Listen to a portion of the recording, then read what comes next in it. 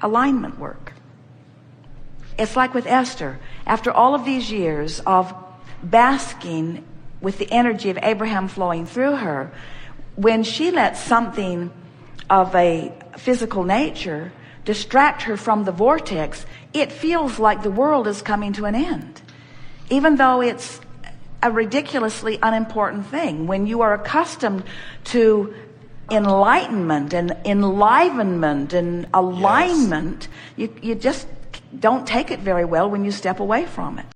Be nice to yourself and say, this is natural, and of course this doesn't feel good, and I know what to do, and there's nothing that I need to do right this red hot minute, and things are unfolding, and I understand alignment, and I'm mostly there, and things are going very well for me. And in other words, talk to yourself as you think your inner being might be talking to you if you were not so resistant and couldn't hear.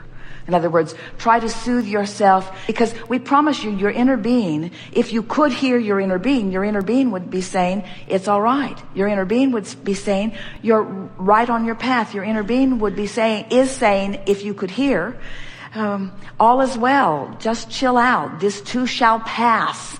This resistance will lift. It is inevitable that you find your way. It is natural that you do. You've carved out a wonderful path. It's that larger part of you. It's the you that was you before you were in this physical body, who has been expanding every day since.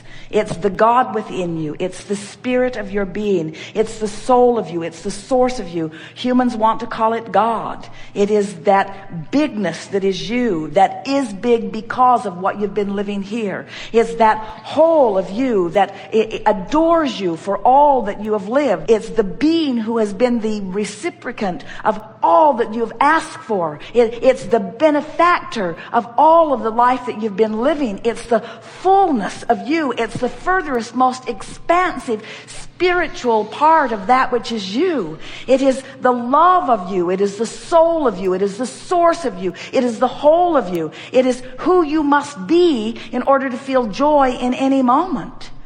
It is your calling.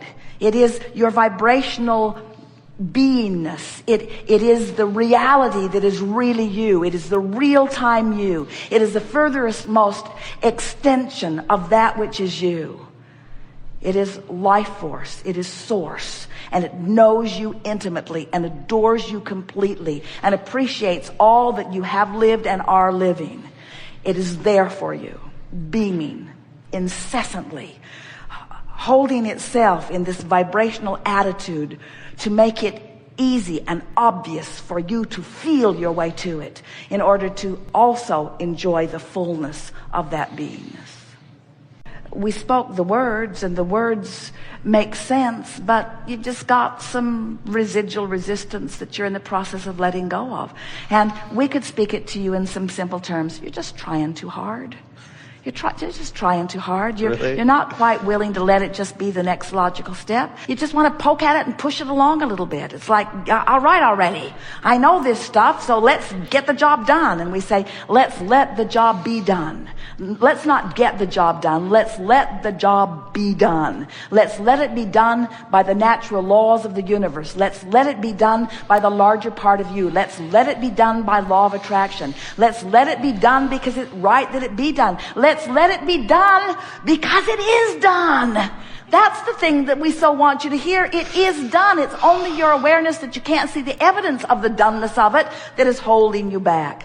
If in your focused life, your physical body is feeling sick, there is a proportionate wellness that is queuing up, coming into focus at the same time. These words, coming into focus, are the words that we most want you to pay attention to as we're moving forward, because this means every time as you're moving through life and exploring and identifying things that could be better, even though you may still be focused upon the problem of what's going wrong, there's a solution that is coming into focus too. A solution that while you don't have access to it while you're focused on the problem, and while you shouldn't have access to it while you're focused on the problem, because step one is an important part of the three-step equation for creation. Step one is asking, and it requires some poking around in some problematic places in order for the question to occur. In other words, there is a question and an answer, and they are different vibrational frequencies, but they are the byproduct of your exposure to life experience. Can you hear that?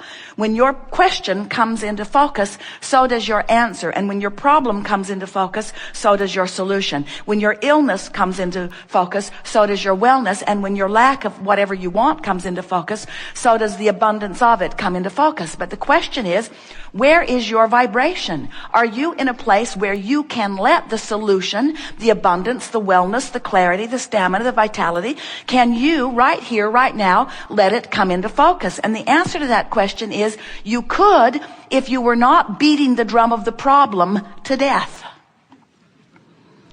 In other words, there is a tendency that you have picked up along your physical trail to poke around at the problem for an inordinate amount of time. And the reason that you do, usually, we watch Esther, even with all that she has heard from us, she sometimes pokes at the problem longer because the problem feels like such a problem that it seems like it's worth the effort of defining where it came from and who is the fault of it.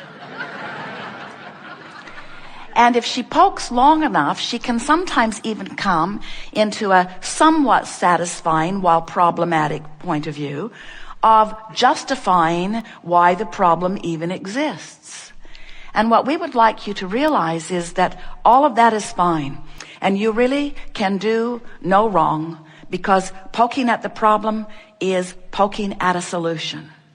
The question we just want to put to you is, you have to make a decision when it is no longer of value to you to grow the problem and the solution. We'll state that better. You have to decide, has the solution gotten big enough for me now because of my attention to the problem that I'm ready to attempt to orient myself in the direction of the solution? Or would I like a bigger problem and therefore a bigger solution? Seriously. Because any way you play it works out great for us. You poke around and poke around and poke around it, and improvements come, improvements come, improvements come, and in many cases, it is future generation who will benefit from the problems you all are poking around at. But you sound like you'd like some of the solutions in your time-space reality. You sound as if you would like to reap some of the benefit of your creative endeavor. We're here in what we are calling this law of attraction-based universe and a law of attraction-based workshop, pointing it in the direction of the art of allowing, which is what step 3 of this 3-step process is. Step 1 is poke around at the problem. And step 2 is the solution is born. Source is right there, shining a light on it and holding it steady for you.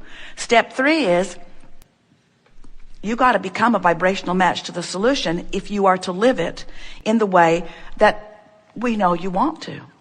For you, most of you, out here on this leading edge, this fantastic leading edge of creation, you like manifestations. You're hooked on seeing stuff and smelling stuff and hearing stuff and tasting it and feeling it. You like this tactile, leading edge, creative environment that we are all a part of, that you are fantastically immersed in. You like this manifestation stuff. And while you didn't come necessarily for the manifestation, it is necessary to be involved in this leading edge manifesting world in order to really, really, really keep up to speed with who life has caused you to become. But we want to wrap this whole picture together in a way that you will finally get it, that you have come forth not to fix a broken world, but to be a catalyst for its never-ending eternal expansion. And then we say, but you don't need to be focused upon the expansion, because the expansion is going to be a byproduct of your exposure to life. So then you might ask, we like it when you do, well, if I've come forth with great purpose, and my great purpose is not expansion, because expansion's going to come whether I know that it's coming or not. I'm just going to blunder into expansion because contrast is just going to suck expansion through me. Then tell me again, why am I important to this mix? And we say, because you wanted the thrill of you getting to focus. You wanted the thrill of you getting to define the details of the expansion. And because you wanted to feel the exhilaration of focusing in a way that the energy that creates worlds flows through you. In other words, you came for the joy of it. You came for the thrill of it. That's what we're all in this eternal experience for.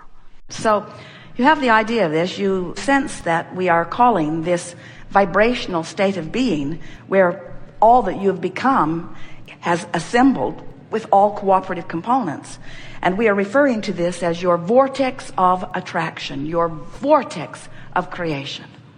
This vibrational environment where the future manifested version of you and your life resides.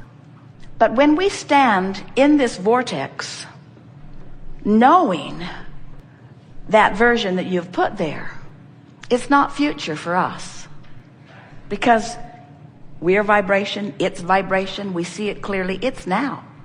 It is present tense. What's in your vortex, what you've expanded to, is present tense. You know how you're here today, and there are people in Hawaii, there are people in Hong Kong and Australia, and they're all calling it a different time. Some of them are even calling it a different day.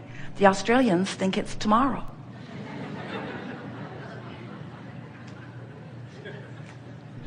But even though all of that is true, it's all right now. It's all right now. It's all right now. If you call them on the telephone, you're going to have a now conversation. Well, there's a little lag time, a few seconds. Real time is happening now. Now. What we want to help you to feel in the way we know it to be is that this vortex of creation is now. It's now. Your financial abundance is now. Your physical well-being is now. The relationship of your dreams is now. It's now. And when you try to find the feeling of that, what does it feel like in my prosperous world? What does it feel like in my vital and healthy body? What does it feel like in my relationship that wraps round me and through me as the two of us expand together? What does that feel like? As you reach for the now feeling of that, then you are present tense too.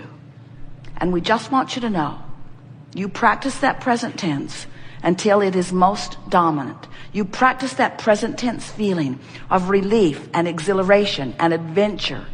You practice that present tense, real time, vibrational feeling that emanates an emotion of well-being within you. You practice that and make it your own.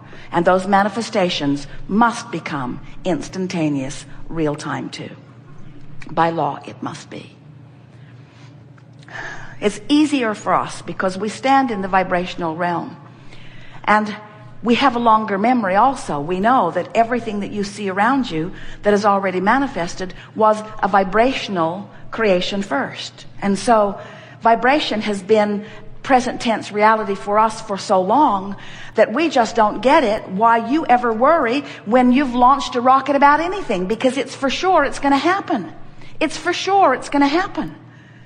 But there are so many people that hold themselves in a vibrational tension of unworthiness or unhappiness that they prevent themselves from being the vibrational match to it, so they don't get to be there where the manifestation is. They deprive themselves of their own dramatic and powerful creation. But you are here wanting to be deliberate creators. And we want you to be deliberate creators, because creating by default is no fun at all. Oh, you create. You can't help it. You sift through contrast, you launch rockets, the larger part of you becomes it, and the next version of you born into physical will embody it. In other words, you get to continue to expand. But it was your plan to do it real time. And it was our plan to remind you of that. We have enjoyed this interaction more than words can convey. You are a leading edge crowd in a leading edge time and space, exploring the variety of your life and causing an expansion of the universe.